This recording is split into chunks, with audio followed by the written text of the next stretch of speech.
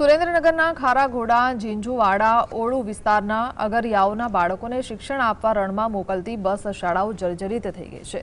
પતરા, તૂટેલા ઇલેક્ટ્રોનિક સુવિધા નહીં, તડકામાં બાળકો બેસે છે। ગામની શાળાના શિક્ષકો રોજ રણમાં જતા ગામના વિદ્યાર્થીઓનો અભ્યાસ બગડે છે।